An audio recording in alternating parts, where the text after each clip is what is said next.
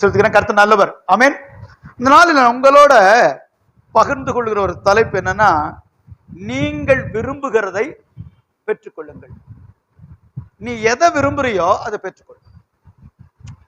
நான் ஒரு கார் வாங்கலான்னு பெற்றுக்கொள். நான் ஒரு ஊழியக்காரனாகிற பெற்றுக்கொள்.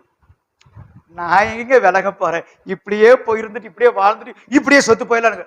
உன் விருப்பத்தில் காக்கிறது என்னடா? வேதம் அப்படித்தான் சொல்லுது. என்ன சொல்லுது? ஆசீர்வாதங்களையும் சாபத்தை என்ன செய்யறாரா? வைக்கிறார். யார் எடுத்துக்கிறது? நீதான் எடுத்துக்கணும்.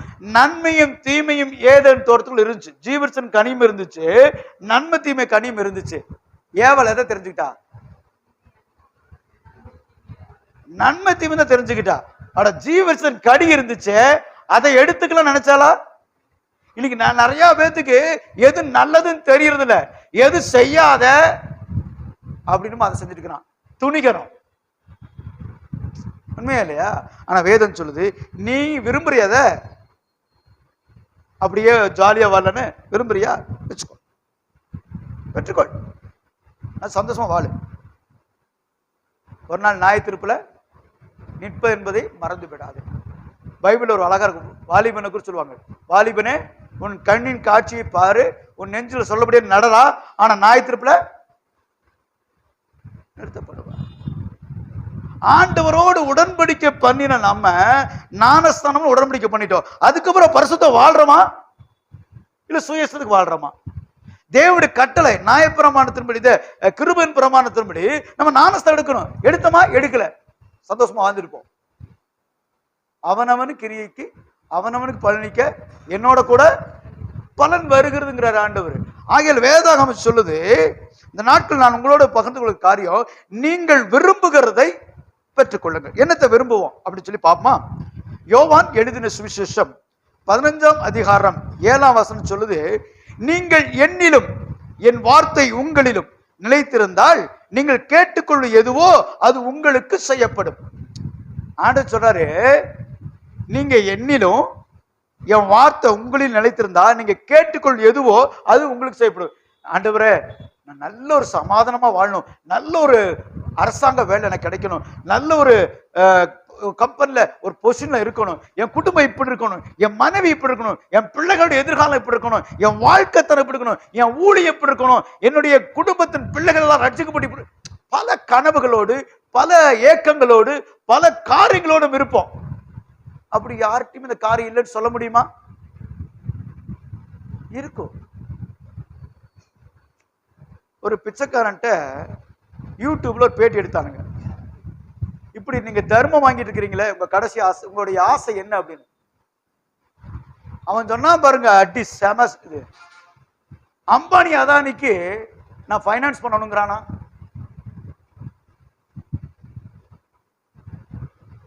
யோசனை பண்ணி பாருங்க. அவனுங்களே கோடீஸ்வரன், உலகத்துல பெரிய கோடீஸ்வரனுங்க. இவன் சொல்றான் அவனை ஆசை அம்பானி அதானிக்கு நான் ஃபைனான்ஸ் பண்ணணுங்கிறான். அவனுடைய ஏக்கம். நம்மளுடைய ஏக்கம் என்ன? நமக்கு என்ன ஆசை? வேதம் சொல்லுது, நீ என்னிலும், நீங்க என்னிலும் என் வார்த்தை உங்களிலும் நிலைத்திருந்தால் நீங்கள் கேட்டுக்கள் எதுவோ உங்களுக்கு செய்யப்படும் அப்படின்னு சொல்லி பார்க்கிறேன். இங்கு 4 காரியமாக இந்த வசனத்தை பிரிக்கிறோம். எப்படி? நீங்கள் என்னிலும், நம்ம ஆண்டவர்கள் இருக்கிறோமா அப்படின்னு. 2வது, என் வார்த்தை உங்களிலும், அவர் வார்த்தை எனக்குள்ளும். 3வது, நிலைத்திருக்கிறோமா. 4வது, நீங்க கேட்டுக்கொள் எதுவோ அது உங்களுக்கு செய்யப்படும். இதை 4ஆ நான் பிரிச்சு வச்சிருக்கிறேன். எதுக்கு தெரியுமா? இன்னைக்கு நம்முடைய சத்தியத்துல நம்ம முதலாவது அவர்ல நிலைத்து இருக்கிறோமா. ஒருவன் என்னிலும் அப்படிங்கிறாரு, நம்ம அவர் நிலைத்து இருக்கிறோமா. நான் ஆண்டவருக்குள்ள கரெக்டா இருக்கிறேங்க, நான் அவருக்குள்ள இருக்கிறேங்க, நான் அவருக்குள்ளதான் இருக்கிறேன் அப்படிங்கிற நம்பிக்கை நமக்குள்ள இருக்குதா அப்படின்னா, இப்ப கையை தூக்குன்னு சொன்ன என்ன சொல்லுவீங்க? ஆண்டவர் எங்குள்ள இருக்கிறாரு, நான் அவருக்குள்ள நிலைத்து இருக்கிறேன் அப்படின்னு நினைச்சுக்கிறோம். பரம்பரையா நான் கிறிஸ்தவனா இருக்கிறேன், பிறந்ததே கிறிஸ்தவன் தான், அதனால நிலைத்து இருக்கிறேன் அப்படின்னு நினைச்சிருக்கிறோம். ஆனா வேதம் சொல்லுது, என் நாமத்தில் பேய் ஓட்டணும், பிசாசு ஓட்டணும், தீர்க்க தரிசனம் முடிச்சோம் எல்லாம் சொன்னவனையே பார்த்து, அவ்வளவு ஊழிஞ்சவனையே பார்த்து என்ன சொல்றாரு? அற்ப அக்கிரம, அவனுக்கு என்ன பேரு? Reverend bishop. எங்களுக்கு என்ன பேரு? சிரிக்கிறீங்க? நான் இந்த ரெவரண்ட் பட்டமே அந்த அமைப்பு வச்சங்கடி தான் வச்சுக்கிட்டேன். இல்லைன்னா அப்ரோஜனமற்ற ஊழியக்காரன் எழுத விரும்புறேன். இப்ப அமைப்பு இல்லை, அதை எடுத்துடலாம் கூட நான் சொல்லிட்டேங்கிறேன். போட்டாச்சே, நீ எடுத்தோம்னா பட்டத்தை புடுங்கி விட்டாலும் பிரசங்கம் பண்ணிடுமானுங்க. அது வேற பயமா இருக்குது. நம்ம ஆளுங்க நம்மளவே கூர்ந்து கவனிக்கிறான். அன்னைக்கு எம்டின்னு போடல, ஒருத்தன் கேட்கறான், ஏன் பாஸ்டர் அந்த பட்டத்தை நீங்க எடுத்துட்டீங்களான்னு கேட்கறான். என்னடா வம்பா இருக்கு. ஒரு நாள் வாட்ஸ்அப்ல தான், இதுல பேஸ்புக்ல, இந்த யூடியூப்ல ரெவரண்ட் போட மறந்து இடம் இல்லை. அந்த 100 பேர் 100 நம்பருக்குள்ள வரும். ரெவரண்ட் போறதுக்கு இடம் இல்லை, டிகிரி போடல. ஒருத்தன் கேட்கறான், ஏன் பாஸ்டர் இப்போ அதெல்லாம் உங்கள்ட்ட எடுத்துட்டாங்களா, அந்த ஸ்தாபனத்துக்கு வெளியே, இன்னும் நான் பெரிய ஸ்தாபனத்து வெளியே வந்துட்டீங்களான்னு கேட்கறான். அப்போ அவனுக்கு வந்து பட்டங்களும் பேர் தான் பார்த்துட்டு இருக்கிறான். நான் மனுஷனை பார்க்கறது இல்லை. ஆனா வேதம் சொல்லுது, நாம் நிலைத்திருக்கிறோம் என்று எப்படி அறிவது? ஆண்டவருக்குள்ளதான் நான் இருக்கிறேன் அப்படின்னு நம்மளால சொல்ல முடியுமா? நான் வந்து உதாரணம் கேட்கிறேன், ஆண்டவருக்குள்ளதான் நம்ம இருக்கிறோமா அப்படின்னு நம்ம அறிந்து கொள்ளணுமா இல்லையா? இப்ப நிற்கிறவன் என்கிறவன் விழுந்து விடாதபடி எச்சரிக்கையா இருக்கணுமான்கிறாரு. நம்ம நினைச்சுக்கிறோம் கரெக்டா ஆண்டவருக்குள்ள வாழ்ந்துட்டு, அவனுக்கு எச்சரிக்கை சொல்றாரு, நிற்கிறன் என்கிறவன் விழுந்து விடாதபடி எச்சரிக்கையா இருக்கணுவான். நான் ரட்சிக்கப்பட்டேங்க, அனுதினம் ரட்சிக்கப்படணும். ஒரே நாள் ரட்சிப்பு இல்ல, அனுதினம் ரட்சிக்கப்படணும். இன்னைக்கு நம்ம ரட்சிக்கப்படும் சொல்லிட்டு ஞானஸ்தானத்தை ரட்சிக்கப்பட்டோம் இல்ல, ஒவ்வொரு நாளும் ஒவ்வொரு நிமிஷம் ஒவ்வொரு நொடியும் ரட்சிக்கப்பட்டு கொண்டே இருக்கணும். ஒவ்வொரு நிமிஷம் நம்மை காப்பாத்தி கொண்டே இருக்க வேண்டும், நம்மளை ஆயத்தப்படுத்தி கொண்டே இருக்கணும். வேதம் அப்படித்தான் சொல்லுது. இங்க வேதம் சொல்லுது, நாம் நிலைத்திருக்கிறோம் என்கிறோம். வேதம் சொல்லுது, நான் அவர் நிலைத்திருக்கிறேன் அப்படின்னா எப்படி அப்படின்னா, யோவான் எழுதின சுவிசேஷத்துல 15 அதிகாரத்திலேயே 5ஆம் வசனம் சொல்லுது, நானே திராட்சை செடி, நீங்கள் கொடிகள். நல்லா கவனிங்க, ஒருவன் என்னிலும் நான் அவனில் நிலைத்திருந்தால் அவன் மிகுந்த கனி கொடுப்பான். என்னை எல்லாம் உங்களால் ஒன்றுமே செய்ய முடியாது. இன்னைக்கு நினைச்சுக்கிறது, ஜெபிக்காம ஜெபிச்சா சாப்பிட்டோம், ஜெபிச்சா வேலை வந்துச்சு, ஜெபிச்சா செய்யறோம், எல்லாம் தானா நடக்குது. உனக்கா எவனா ஜெபம் பண்ணிட்டு இருக்கிறான், அதனால இப்ப பிழைச்சிட்டு இருக்கிறேன். இந்த 5 மணிக்கு இவங்க ஜெபம் பண்ணுவாங்க. ஒரு நாள் ஆண்டவர் கேட்டேன், ஏண்டவரை காலையில் எழுதி என் மனைவி எல்லாத்தையும் எழுப்பி ஒவ்வொருத்தனுக்கா போன போட்டா ஜெபம் பண்ணும்போது, யாராவது இருக்கிறீங்களா, யாராவது இருக்கிறீங்களா? எவ்வளவு வேதனை குரல் தெரியுமா? ஏமா ஜெபிக்காம இருக்கீங்க, ஜெபிக்காதவங்க ஜெபிங்க அப்படின்னு சொல்லுவாங்க. நான் அப்படி உட்கார்ந்து யோசிப்பேன், யாருக்காக கத்துறா? அட உன் குடும்பத்துக்கு தான், உன் தேசத்துக்கு தான், உன் எதிர்காலத்துக்கு தான். ராஜா கனம் பண்ணுகிறவன் எப்படி இருப்பான் தெரியுமா? ராஜா ஏற குதிரையில வளம் வருவான், ராஜவஸ்திரம் தரிப்பிக்கப்படுவான், ராஜாக்குரிய கனம் மகிமை அவனுக்கு செலுத்தப்படும், கம்பளம் விரிக்கப்படும்.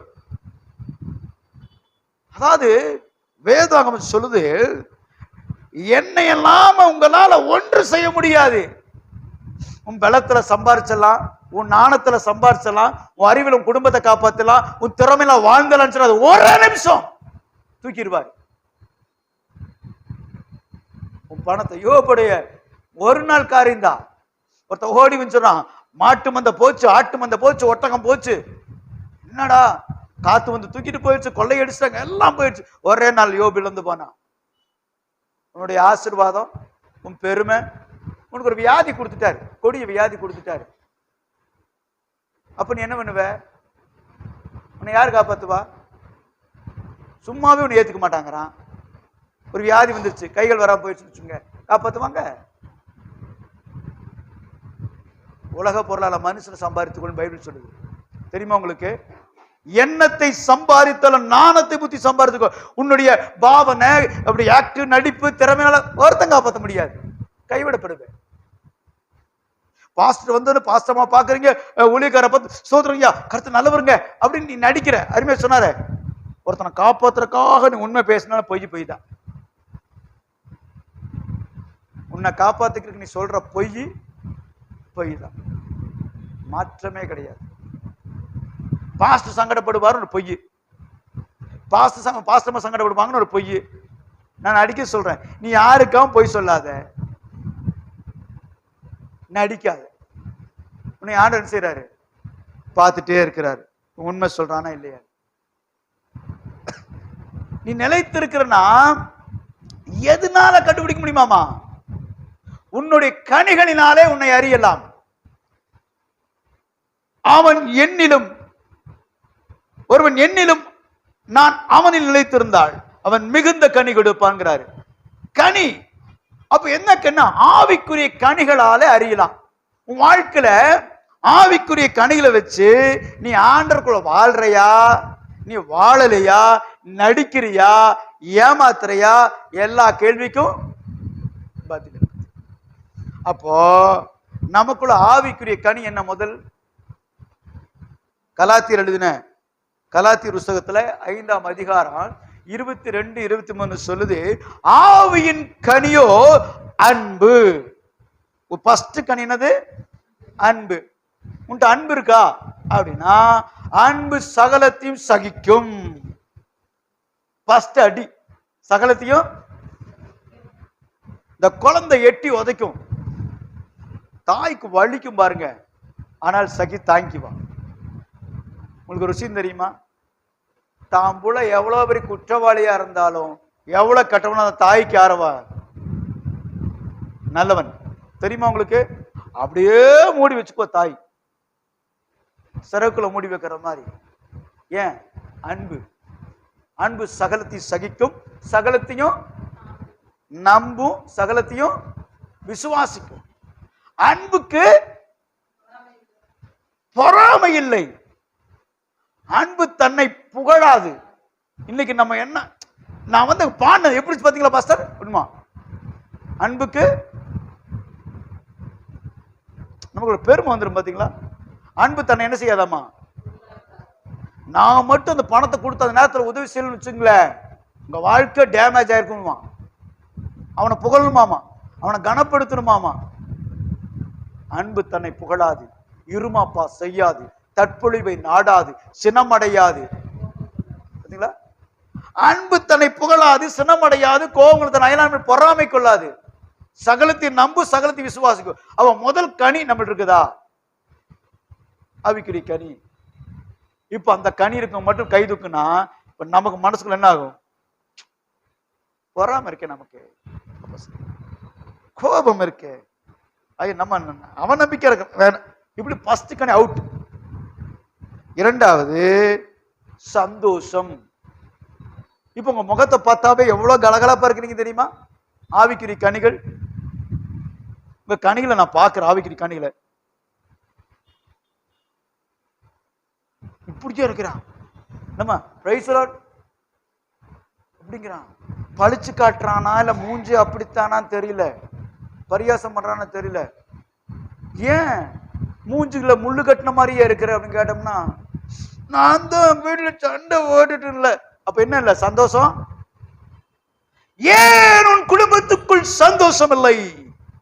ஏன் அன்பு இல்லை? அப்படின்னா ஆவிக்குரிய கனிகளா இது இல்லை அப்படின்னு சொன்னா, மாமிசன் கனிகள் வேற இருக்குது, அது அப்புறம் பார்ப்போம். அப்போ சந்தோஷம் இல்லை, சமாதானம் இல்லை, நமக்குள்ள பொறுமையே கிடையாது, பதில் பேசுறது. ஒரு வார்த்தை சொல்றதுக்குள்ள மறுபடி பேசுவாங்க சில பேர், பாத்துறீங்களா? சொல்றதுக்கு முன்னாலேயே அவர் வார்த்தை சொல்ற அவன் சொல்லிடுவான், நம்ம ஒண்ணும் பேச முடியாது. அப்புறம் தயவு, நற்குணம், நல்ல குணம். அவங்க நல்ல குணங்க அப்படி யாராவது சொல்றாங்களா? எல்லாம் அப்படின்னு சொல்லுவாங்க பாத்துறீங்களா? நல்ல குணம் நம்ம இருக்குதா? என்கிட்ட நல்ல குணம் மட்டும்தான் இருக்குன்னு சொல்லுவாங்க, மட்டும் கை தூக்குங்க பார்க்கலாம். நல்ல குணம் மட்டும்தான் இருக்குங்க, ஒருவராகிலும் இல்லையா இஸ்ரவேல் தேசத்துக்குள் அப்படிங்கிற மாதிரி. அவ்வளவு கெட்டவனா நீங்க? இல்ல அவ்வளவு நல்லவங்களா நீங்க? அதாவது சொல்லுங்க, எதையுமே சொல்லல. எப்படி பாருங்க, நற்குணம், விசுவாசம், சாந்தம், இச்சை அடக்கம். இந்த 9 கனிகள் நம்ம இருக்குதா? இதுல ஒரு கனி அவுட்னாலும் உனக்குள்ள வேற இடத்துல அந்த இடத்துல நிரப்பிட்டாங்க. இந்த 9 கனிகள் இருக்கும்போது ஆண்டவர் உட்கார்ந்து இருக்கிறார், உனக்கு சிங்காசனம் நிலைத்திருக்கிறார், அவர்கள் நிலைத்திருக்க அவர்கள் உட்கார்ந்து இருக்கிறார். அந்த கனிகள் இல்ல, ரொம்ப நாள் அவங்க கூட இருந்து வச்சிருவான். இதை நான் வரேன், இது அந்த இடத்துக்கு நான் வரேன், நான் உள்ள வரேன். மாம்சன் வெளியிறங்கம் யாவன விபச்சாரம், வேசித்தனம், களவு, திருட்டு, பொய் வருதா? என்ன மாம்சக்கனி இருக்குதா இல்லையா? இதெல்லாம் நமக்குள்ள இருக்கு. அப்ப ஆவிக்குடி கனி எங்க? மாம்சத்தின் கிரியை 18, 17 வரும், ஒன்னு எக்ஸ்ட்ரா போடணும், ஏன்னா பொய் வரணும், பொய் செஞ்சிருக்க மாட்டாங்க. 18 மாம்சத்தின் கிரியை 18 ஜெயிக்கணும்னா 9 கனிகளும் 9 வரங்களும் நமக்குள்ள இருக்கணும். 9 வரம் நமக்குள்ள இருக்கும். ஊழியக்காரனுக்குள்ள இருக்குன்னு சொல்லாதீங்க, உங்களுக்குள்ள இருக்குது. வரங்களை தேடி ஓட வேண்டாம், உங்களுக்குள்ள இருக்குது.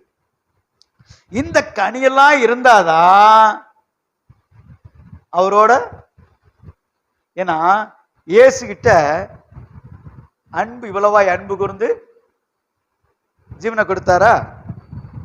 சந்தோஷம். அவரு நமக்கு சந்தோஷத்தை உண்டு பண்ணி ஆக்கினி, துக்கத்தை அவர் ஏற்றுக்கொண்டார். துக்கம் போகணும், சந்தோஷத்தை ஏற்றுக்கொண்டார். சமாதானத்தை உண்டு பண்ணி ஆக்கினி அவர் மேல் வந்தது. அவர் சிலுவையில் அறையும்போது நீடிய பொறுமையா இருந்தார். எல்லாத்துக்கும் சுகமாக்கி தயவு செய்தார். நட்புன்னு அவருக்குள்ள இருந்துச்சு, விசுவாசம் இருந்துச்சு.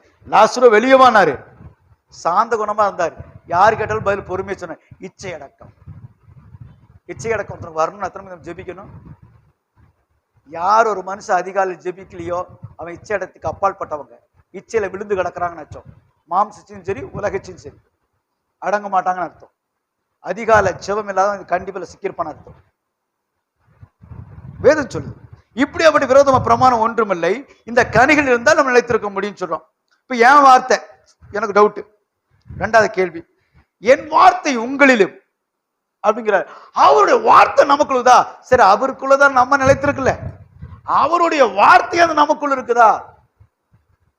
அப்பதானே கேட்கறது கிடைக்கும். சும்மா கிடைச்சிருமா? ஜோம் பண்ணி பதிலே வரல பாஸ்டர், பல வருஷமா ஜோம் பண்றேன், அது கிடைக்கவே மாட்டுது. பல வருஷமா நான் ஜெபம் பண்ணி பாக்குறேன், ஒண்ணுக்குமே பதில் வரல. சொல்றமா இல்லையா? எத்தனை பேருக்கு வேண்டுதெல்லாம் ஜெபம் எல்லாமே நான் வேண்டிட்டு எல்லா பதிலும் சொல்ல முடியுமா? ஒரு இடத்துல எங்கேயும் மிஸ் ஆயிருக்கும், நம்ம வேண்டுதல் கிடைச்சிருக்காது. பல நாளா ஜெபம் பண்ணுவோம், பல வருஷமா ஜெபம் பண்ணுவோம், பதில் வந்திருக்காது. ஆனா வேதம் சொல்லுது, ஒருவன் என்னிலும் என் வார்த்தையை தந்து அவன் கேட்டுக்கொள்ளுதோ அவனுக்கு செய்யப்படும் சொல்லிட்டார். இப்போ அவர் நமக்குள் இருக்கிறார். எதனால அறிஞ்சுக்கலாம்னா கனிகள்னால. அப்போ அன்பு நம்மள்ட்ட இல்ல அப்படின்னா, ஆண்டவர் உங்களுடைய அன்பை தாங்க, அன்பு சகலத்தை சகிக்கும், சகலத்தை நம்பும், சகலத்தை விசுவாசிக்கும் போட்டுருக்கு. அந்த குணங்கள்லாம் எனக்குள்ள இருக்குதா அப்படின்னாவே நற்குணம் வந்துருச்சுன்னு அர்த்தம். புரியுதா உங்களுக்கு? இந்த நற்குணத்தை தான் அந்த 9 கனிகளுமே அன்புக்குள்ளது எல்லாமே அடங்கியிருக்கு. அன்புக்கு வரும்போது சமாதானம் வந்துடும், சந்தோஷம் வரும். ஏன்னா அன்பு இருக்கும்போது அவனை மன்னிக்கிறோம், மன்னிக்கும்போது சமாதானம் பண்றோம், சமாதானம் பண்ணும்போது இருவருக்குள்ள என்ன சந்தோஷம் வருது. கணவன் மனைக்குள்ளேயே அன்பு இருக்காது. நான் பெரியவனா நீ பெரியவனா, உன் பேச்ச நான் கேட்கணும். இப்ப ஒரு சங்கீத வாசிக்கும் கூட சொன்னாரு, பேங்க்ல பணம் இருந்தா போதும் அப்படின்னு. பேங்க்ல வேண்டாம், வேலைக்கு போனாவே போதும். புருஷனோட ஒரு 5000 10,000 சம்பளம் அதிகமா இருக்கட்டும், உன்னை விட அதிகமா செய்யற 2 பாத்திரத்தினால விலைக்கிட்டு பாருங்க. எந்த குடும்பத்துல பெண் இருந்தும் ஆண் வேலை செய்யறான்னா அங்க இயேசு இருக்க மாட்டார். இப்படி சொல்ல, இயேசு வீட்டின் என்னவாக்குறாரு? தலைவராக்குறாரு. உடல்நிலை சரியில்லை, பலவீனம், அப்ப ஆண் செய்யலாம், தப்பு கிடையாது. பெண்ணுக்குரிய வேலைய பெண் செய்யணும், ஆணுக்குரிய வேலைய புருஷன் சம்பாரிச்சு போடுக்காங்க. வேலைக்கு போகாம வீட்டுக்குள்ளே உட்காந்து பொண்டாட்டி சொல்லுவான், 2 பாத்திரத்தை விளக்கு கூட்டுடுவான். சிலர் விரும்பி செய்வாங்க கணவன்மார்கள் மனைவிக்கு, அது ஏற்றுக்கொள்றேன். 6 நாள் பாடுபடுற, ஒரு நாள் உட்கார்ந்து நான் செய்யறேன் அப்படின்னு புருஷன் செய்யலாம், அன்புக்கு செய்யலாம். ஆனால் அதிகாரம் மனைவி சபைக்குள்ள குடும்பத்துக்குள்ள செய்யக்கூடாது, செலுத்தக்கூடாது. எப்ப புருஷன் நீ அதிகாரம் செலுத்த ஆரம்பிக்கிறியோ அன்றைக்கு இயேசு வீட்டோடு வெளியே போயிட்டான்னு அர்த்தம். ஏன்னா கிறிஸ்து சபைக்கு, அப்போ புருஷ வீட்டுக்கு அவன் தலைவனா இல்லைன்னா தலை இல்லை. அப்ப நீ யாரு? முண்டம். திட்டுறாங்கல்ல, அந்த முண்டம் இல்லை, நான் சொன்ன வார்த்தை வேற, நீ வேற. உடனே பாஸ்ட் பிரசங்கத்துல முண்டோன்னு திட்டாருன்னு சொல்லி அது கெட்ட வார்த்தையாக்கி விட்டுறாத. புரியுதா உங்களுக்கு? தலைதான் மூளை, மூளை சொல்லும், அறிவு நான் இருக்கு, அதை வச்சுதான் நம்ம குடும்பத்தை நடத்தணும் அப்படிங்கிறக்கா சொல்றேன். சரி, என் வார்த்தை உங்களிலும் அப்படின்னா அவரோட வார்த்தை நமக்குள் இருக்குதா? யாருக்குள்ள இருக்கு அப்படின்னு பாப்போமா? யோவான் எழுதின சுவிசேஷத்திலே இருக்குது, 15ஆம் அதிகாரத்துல 10ஆம் வசனம். நான் என் பிதாவின் கற்பனைகளை கைக்கொண்டு அவருடைய அன்பிலே நிலைத்திருக்கிறது போல நீங்களும் என் கற்பனை கை கொண்டிருந்தால் என்னுடைய அன்பிலே நிலைத்திரு. கற்பனை கை கொள்ளணும். என்ன கட்டணை, என்ன கற்பனை அப்படின்னா நமக்கு தெரிஞ்ச கட்டளை எத்தனை எத்தனை கற்பனைகள் இருக்கு? 10 கட்டளைங்கிறாங்க, 2ங்கிறாங்க. 10 2 2 சேர்த்து 12 சொல்லிடுவோமோ? 10 2 மாத்திட்டாரு. ஏன் 10 2 மாத்தினார்?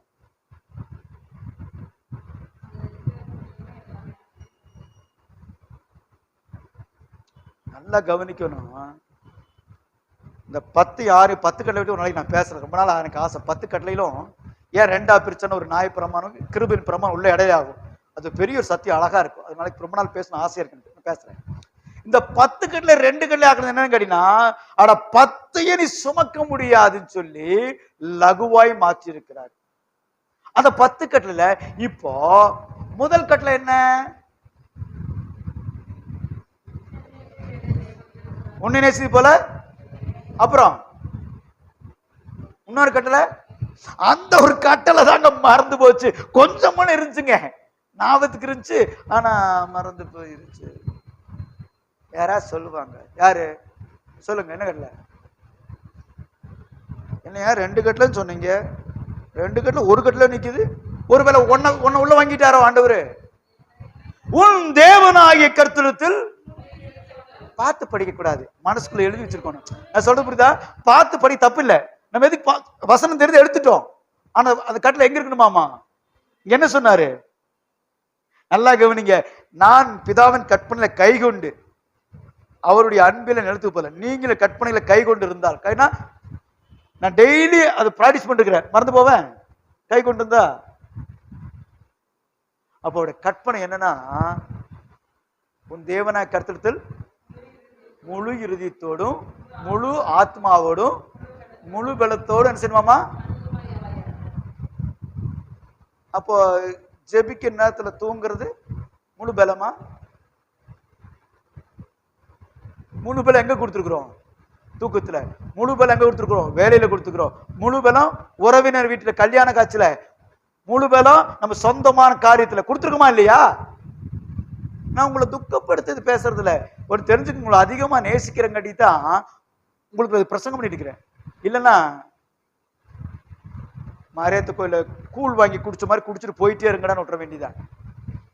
இங்க கூழ் ஊத்துற ஆள் இல்ல,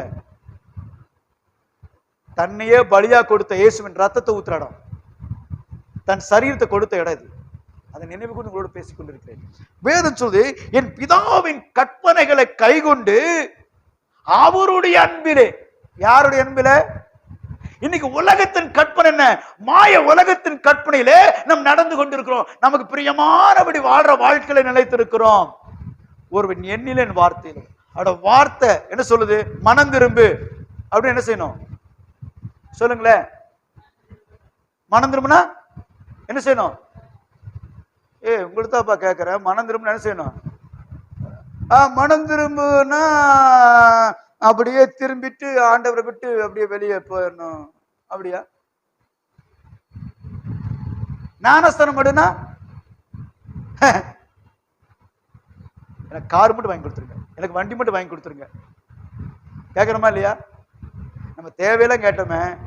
அவர் ஒரு தேவை கேட்டார். எது கேட்டார்? உடன்படிக்கை பண்றதுக்கு. நீ யாரோட உடன்படிக்கை பண்ணிக்கிற? இந்த உலகத்தோடு உடன்படிக்கை பண்ணிக்கிற. அந்த உலகத்தின் உடன்படிக்கை அத்துட்டு என்னோட உடன்படிக்கை பண்ணுங்கிறாரு. அதெல்லாம் வேண்டாம். உலக சிநேகம் தேவனுக்கு விரோதமான பகை. தேவனுக்கு உனக்கு பகை உண்டாக்குது எதாம உலக சிநேகம். அப்படியே ஜாலியா வாழ்ற வாழ்க்கை. அதுக்கு ஒத்து ஊத்துறவங்களுக்கு தண்டனை அதிகம். கொலை செய்யும் போது கொலை செய்யறவனுக்கு 5 வருஷம் உத்ரா அப்படிங்கிறான்ல, அவனுக்கு எத்தனை வருஷம் நினைக்கிறீங்க? பாவத்தை தூண்டி விடுறவனுக்கு தண்டனை. அப்ப நல்லது செய்யறவனுக்கு தண்டனை எத்தனை வருஷம்? நான் சொல்றது புரியுதா? தண்டனை நம்ம அனுபவிச்சுட்டு தெரியுமா உங்களுக்கு? உன் வீட்டுல பிள்ளைகள் மனம் திரும்புன்னு நீ சொல்லலன்னா உன் பிள்ளைகளை நரகத்துக்கு நீ அனுப்பி வைக்கிறாங்க. பிள்ளைகள் ஞானஸ்தானத்துக்கு நீ சொல்லலன்னு சொன்னா பிள்ளைகளை நரகத்துக்கு அனுப்பி குழி தோண்டி புதைச்சிட்டேன்னு அர்த்தம். பிள்ளைகள் பரிசுத்தாய் பெற்றுக்கொள்ளன்னு சொன்னா நீ என் குடும்பத்து மேல அக்கறை இல்லாம வேசித்தனத்துக்கு விபச்சாரத்துக்கும் பிள்ளைகளை ஒப்பு கொடுக்குறோன்னு அர்த்தம்.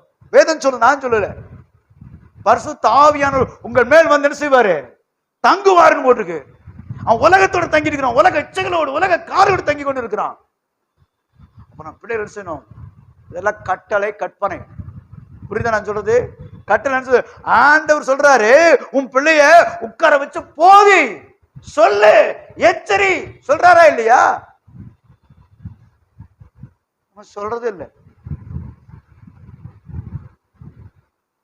ஒரு வீட்டுல ஒரு ஆம்பளை 1 லட்சம் ரூபாய் கொண்டு ஒரு நாள் கொடுக்குறான் மனைவிட்ட.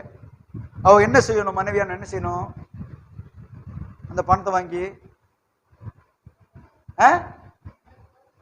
செலவு போக சேமிச்சு வைக்கணும். இன்னொன்னு, இந்த 1 லட்சம் ரூபாய் எங்க வந்துச்சு, எப்படி வந்துச்சுன்னு கேட்கறது நல்லா பொண்டாட்டி. வாங்கி பேங்க்ல போட்டு சேர்த்து வைக்கிறதெல்லாம் பொண்டாட்டி கிடையாது. அவன் திருடிட்டு வந்திருப்பான், ஏமாத்திட்டு வந்திருப்பான். உனக்கு 1 லட்சம் கிடைச்சிருச்சுன்னு நினைக்காத. 10 ரூபாய் யாராவது பணம் வீட்டுல வந்துச்சுன்னா சாபம், ஏமாத்து காசு. தெரியுமா உங்களுக்கு? நல்ல ஒரு பழக்கம் பழங்க. யாராவது 100 ரூபாய் 200 கையில கொடுத்தாங்கன்னா ஒரு பொருள் வாங்கின மீதி காசு செஞ்சிடணும், மறக்காம கொடுத்துடணும். அவன் அதுதான் பஸ் டிக்கெட் காசை வச்சிருப்பான், ஒரு அர்ஜென்ட் கொடுத்துருப்பான். இல்ல அவன் போயிட்டான், எடுத்துட்டு என்ன நினைப்பீங்க? சாப்பாட்டுக்கு வழி இல்லை, பஸ்ஸுக்கு வழி இல்லை, எங்க போவேன்? ஆண்டவரே நான் அபாயம் விடுவானா? வேலை செய்தவனுக்கு சாயங்காலத்துல கூலி கொடுத்துருங்குது, நாளைக்கு தரேன் சொல்லாத. ஆண்டவரே நான் எப்படி மனைவி பிள்ளை சாப்பாடு போடுவேன்னு கேட்டா அவன் அபாயக்குள் கேட்குன்னு வேதம் சொல்லுது. பொழுது சாயர்களை கூலி கொடுத்துரு வேதம் சொல்லுது. உன் ஆத்துமாக்கு உத்தரவாதம் பண்ணுகிறவங்களுக்கு என்ன செய்யணும்? நீங்க வேதனை இல்ல, சந்தோஷத்தோடு நடத்தணும் பயில் போட்டிருக்குது. இதெல்லாம் கட்டளை, பிரமாணத்துக்கு சொல்ற. ஓய்வு நாளை ஆசரிக்க வேண்டும், கட்டளை. ஆண்டவரே என் ஜபத்துக்கு பதிலே வர மாட்டுது, என் வேலை ஸ்தலத்துல பிரச்சனை, என் குடும்பத்துல பிரச்சனை, என் உறவு மத்தியில பிரச்சனை, என் வாழ்க்கையிலே பிரச்சனை. பிரச்சனை வேற எங்கில சாமி, உனக்குள்ளதான் இருக்கு. பிரச்சனை வெளியிருந்து வரல, பிரச்சனை எங்க இருக்குது? யாராவது எங்கிட்டதான் இருக்கு சொன்னமா? எதுக்கு நான் சொல்லணும்? நான் தான் கரெக்டா இருக்கனே அப்படிங்கிற மாதிரி நம்ம பார்க்கிறோம். அப்படித்தானே? வேதம் நம்ம கற்றுக் கொடுக்கிற ஒரு காரியம், அவருடைய கற்பனையில கை கொள்வதாலே அவருடைய வார்த்தையில நிலைத்திருக்கிறோம். இப்ப நான் சொல்றேன், அங்க போகக்கூடாது, அவங்ககிட்ட பேசக்கூடாது. பாஸ்டர் சொல்றாரு, ஏன் பாஸ்டர் பேசக்கூடாது? பேசுனா என்ன? ஆபிரகாம் சொன்னாரு, மகனை கொண்டு பலியிடுறான்ட்டாரு. ஏன்டவர, என் வேலைக்காரனுடைய பையன் கொலு கொலு பசு போல இருக்கிறான், அவனை பலியிட்டுலாம் இல்ல, அவனை கொண்டு வெட்டலாம் இல்ல. என் பையன் இப்பத்தான பிறந்து சின்ன வயசாச்சு. சொல்றோமா இல்லையா? பலிபீடத்துல நம்முடைய பிள்ளைகளை வைக்க தயாரா இருக்கிறோமா? எதை தெரியுமா வைப்போம்? என் பயம் படிச்சு இன்ஜினியர் வேலை போயிருப்பான், அவனை ஊழியத்துக்கு ஒப்பு கொடு. அப்படிலாம் கொடுக்க முடியாது. இப்படி இழுத்துட்டு போயிட்டு இருக்கோம். ஆண்டவரே இவனை உமக்காக பலிபீடத்துல வைக்கிற, எதுக்கு? அவனை காப்பாற்ற முடியாது, கடைசி நேரத்தில் அவனுக்கு கழுவ வேண்டிய சூழல வேலை இருக்குது, அதனால கொடுத்து சுகமாக்கலான்னு பாக்குற. அப்படித்தானே? கொழு கொழுன்னு இருக்கும்போது ஆண்டவர் கொடுக்கணும். ஆண்டவருக்கு பிள்ளைகளை கொடுக்க தயாரா இருக்குமா? சிறு வயசுல ஆசையில சொல்லுவோம், உன் வாயின் மொழியால் சிக்கு உண்டாய். நானு உங்களை போல ஊழிக்காரன் ஒருத்தர் சொன்னாரு, அவருக்கு சபையில பாடிட்டு இருக்கிறாரு. அடுத்த ஊழிக்காரர் ஆயிரம் நினைக்கிறேன், 8வது படிக்கிறார் நினைக்கிறேன். பேக் நாங்கள போன பேக் தூக்கிட்டு போ வருவார். பாஸ்டர் உங்களோட உங்களை மாதிரி பெரிய ஆளா வரணும், உங்களை மாதிரி பெரிய ஆளாயிருவேன். ஆண்டவர் அப்படியே மகனே கொண்டு போட்டார் சபையில. இப்ப அவர் ஆயத்தம் ஆயிட்டு இருக்கிறார். வருவார் கொஞ்ச நாள் இங்க வந்து, ஆண்டவர் ரட்சகருமாக இயேசுவின் நாமத்தினாலே நீங்கள் மனம் திரும்பும்படி பிரசங்கிக்கிறேன் பண்ணுவார். அதுக்குள்ள ஒரு மனைவி வந்தாலும் வந்துடும் போல தெரியுது, ஒரு ஊழிக்காரம வந்துடும் போல தெரியுது. ஒரு ஊழிக்காம நியமிச்சுட்டு வச்சுட்டார் ஆண்டவர். ஏன்னா நீ யாருக்குன்னு பிளான் பண்ணி இருக்கிறியோ, ஆண்டவர் சொல்றியோ, நீ வாக்கு மாறலாம், வார்த்தை மாறலாம், அவர் வார்த்தை மாற மாட்டார். உங்களுக்கு ஒரு விஷயம் தெரியுமா? இந்த வேதாகமம் ஒவ்வொன்றும் தேவனுடைய வார்த்தைகள். ஆகையில கவனமா இருக்கணும். நான் ஒரு திருமணத்துக்கு போயிருந்தேன். ஒரு திருமணத்துக்கு போகும்போது திருமணத்துல யாராவது பிரசங்கம் பண்ணும்போது அமைதியா இருப்பாங்க பாத்துறீங்களா?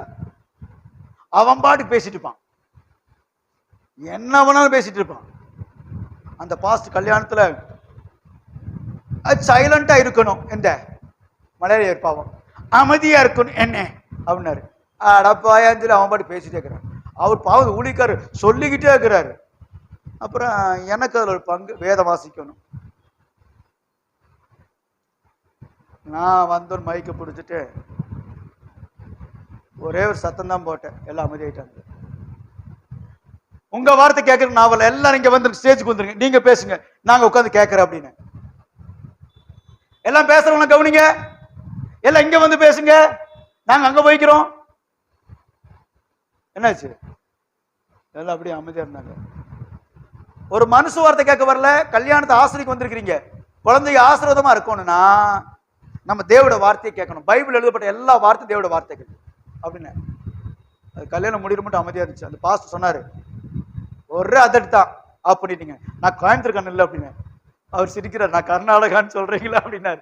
நல்ல ஒரு மனுஷன், சரி கத்து நல்லவர். அப்ப நல்லா கவனிங்க, இதெல்லாம் தேவனுடைய வார்த்தைகள். அப்போ நம்ம பிரசங்கிக்கிற வார்த்தைகள் நம்ம வார்த்தைகளை, இந்த பைபிள் எழுதப்பட்ட எல்லா தேவனோட வார்த்தைகள். இப்ப நான் ஒரு வார்த்தை சொல்றேன், நாளைக்கு நான் மாத்துவேனா மாத்த மாட்டேனா? இன்னைக்கு சொன்ன வார்த்தைய நாளைக்கு நான் மாத்துவேனா? இனிமேல் ஒழுக்கமா சர்ச்சுக்கு வருவேன், பிரேயர்ல இருப்பேன், சொன்ன வார்த்தை நிறைவேறிச்சா? இனிமேல் சர்ச் கரெக்டா வந்து சொல்லி நிறைவேற்றிட்டுமா? இதை நீங்க எழுதி கொடுக்குறீங்க. நான் அப்படி வரவன், என் வீடு உனக்கு சொந்தமாகும், சர்ச்சுக்கு சொந்தமாகும், என் சொத்தெல்லாம் உனக்கு ஆயிரு, என் வண்டி வாகனம் எல்லாம் ஊழித்துக்கு எழுதப்படும் சொல்லி நீ ஸ்டாம்பில் கையெழுத்து போய் கொடுத்துட்ட, எப்படி இருப்ப? 6:30 மணிக்கு இன்னைக்கு ஒரு 10 நிமிஷம் தான் லேட் ஆகும். ஸ்டாம்ப் பேப்பரை பவர் ஆக்கிறாதீங்க, சொல்லுமா இல்லையா? இதெல்லாம் ஏன் தெரியுமா பைபிள் நம்ம கையில் கொடுத்துருக்காரு? ஆண்டவர் வாக்கு மாற மாட்டார், எழுதி கொடுத்துட்டாரு. இந்த வார்த்தை தேவட வார்த்தை, இது அழிக்க முடியாது, எழுதி கொடுக்கப்பட்ட வார்த்தை, அது மாறாத வார்த்தைகள். அவரிடத்துல அவர் உனக்கு சொன்ன வாக்குத்தத்தத்தை சொன்னது செய்யும் கைவிடல, வாக்கு மாறாதவர், மனம் மாறாதவர். அப்போ யோவான் 15:7 என்ன சொன்னாரு? ஃபர்ஸ்ட் வாஸ்துமே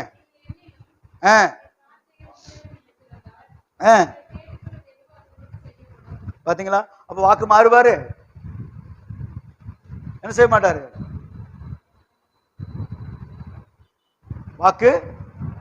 வாக்கு மாறவே மாட்டாரு. அப்ப அவருடைய வார்த்தை ஒரு நாள் என்ன செய்யாது? மாறாது. அப்ப நம்ம அவருடைய வார்த்தையை, கற்பனைகள் தான் அவருடைய வார்த்தை தான் கற்பனை, கட்டளைகள். அவருடைய கட்டளை ஒரு நாளும் மாறாது. இந்த கட்டளை நமக்குள்ள இருக்கணும், மாறாத பிரமாணம். பிரமாணங்கள் 12 விதமான பிரமாணங்களுக்கு நமக்கு தெரிஞ்ச நியாயப்பிரமாணம், கிருபையின் பிரமாணம், 2 பிரமாணத்தை பிடிச்சிக்கிறோம். உங்கள்கிட்ட தீமையான பிரமாணத்தை பார்க்கிறேன். அப்போ பல பிரமாணங்கள் இருக்குது, அது ஒரு நாள் பார்ப்போம். அப்போ நீங்கள் ஆண்டு சொல்றாரு, இந்த கற்பனை தான் அப்படிங்கிறாரு. அவருடைய கற்பனை கைகொள்வதுதான் அவருடைய வார்த்தையில. சரி, 3வது அவருடைய கற்பனை என்ன? யோவான் 15ஆம் அதிகாரம் 12ஆம் வசனம், நான் உங்களில் அன்பா இருக்கிறது போல நீங்களும் உங்களிலும் ஒருவருக்கொருவர் அன்பா இருக்க வேண்டும் என்பது அவருடைய கற்பனை. என்ன? ஒருவருக்கொருவர். சர்ச்சு முடிச்சோன்னு அப்படி திருப்பிக்கிறது, மூஞ்ச பேசுறது இல்ல. கண்ண மூடி பார்க்கறதுக்குள்ள பாஸ்ட் விசுவாசி ஓடி போயிடுறான். அவனை விசாரி, நல்லா இருக்கிறிய, சாப்பிட்டிய, பிடிச்சிய, விசாரிக்க முடியல. காரணம் என்ன? அன்பு இல்லை. ஒவ்வொருத்தரும் விசாரிக்கணும். ஒருவருக்கு அன்பு, வேதம் சொல்லுது, நீங்கள் ஒருவருக்கு ஒரு அன்பா இருக்க வேண்டும் என்பது என் கற்பனையா இருக்கிறது. அப்படி இருக்கும் என்ன நடக்குதுன்னா, யோவான் 15ஆம் அதிகாரம் 16ஆம் வசனம் சொல்லுது, நீங்கள் என்னை தெரிந்து கொள்ளவில்லை, நான் உங்களை தெரிந்து கொண்டேன். நீங்கள் என் நாமத்தில் பிதாவை கேட்டுக்கொள் எதுவோ அது உங்களுக்கு கொடுக்கத்தக்கதாக நீங்கள் போய் கனி கொடுக்கும்படி, உங்கள் கனியில் நிலைத்திருக்கும்படி நான் உங்களை. அப்ப ஆசீர்வாதத்துக்கு என்ன செய்யறாரு? வழிவாசல் திறக்கிறார். அப்போ நம்ம ஆசீர்வாதத்தை பெற்றுக்கொள்ள வேணும்னா என்ன செய்யணும்? நம்ம விரும்புறத பெற்றுக்கொள்ளணும்னா அவருடைய கற்பனைகளையும் கை கொள்ளணும். அப்புறம் அவர்ல நிலைத்திருக்கணும். அவரை எப்படி நிலைத்திருக்கணும்? கனி கொடுப்பதனாலே நம்மகிட்ட ஆவிக்கிற கனிகள் காட்டணும். நம்மள முகத்தை பார்த்தாவே ஒரு கிறிஸ்தவன் சொல்லணும். ஒரு இடத்துல உட்காந்துக்கிறோம், ஒருத்தர் டீ குடிக்க வந்தாரு, ரொம்ப நேரம் பார்த்தா டீ குடிச்சு பார்த்தாரு. நீங்க கிறிஸ்டின் ஃபாதரா அப்படின்னா, ஆமா. ஏன் அப்படின்னா முகத்துல தெரியுது. பிக் பாயிட்டு வரான், அவன் ஒருத்த பிக் பாயிட்ட பாக்குறான். நீ நம்மளா அப்படின்மா, பிளைடா அப்படின்மா, இனம் கண்டுகொள்றான். இப்போ நம்மளை பார்த்து யாராவது எப்படி கூப்பிட்டாங்க சிந்திச்சு பாருங்க. உங்களை பார்த்தாவே இயேசு கிறிஸ்து மாதிரியே இருக்குது. இவனை சொன்னானா? இவனை சொல்லிக்கிறானா? நம்மளை பார்த்தா இயேசு கிறிஸ்து மாதிரி யாரும் சொல்லிக்கிறாங்களா? என்ன சொல்லிக்கிறாங்க? கோபம் வந்த வீட்டுல புருஷன் கொண்டாடி பிசாஸ் பிசாஸ் அப்படிங்கிறான். அந்த மாதிரி சொல்லு, அட பேய் பிடிச்சவனே அப்படின்னா அவன் சொந்தக்காரன் முறை வெளியே நின்று உள்ள மாட்டே, நம்ம வீடு இங்க இருக்கிற, நம்ம வெளியில் சுத்தி இருக்கிறோம்னு சொந்தக்காரன் பேய் விசாசம் வந்துருது. ஆகையால நீங்கள் ஒருவருக்கு ஒரு அன்பா இருந்தால் அவருடைய கற்பனையை கை கொடுங்கள். அன்பு சகலத்தையும் சகலத்தையும் சகலத்தையும் விசுவாசிக்கும்.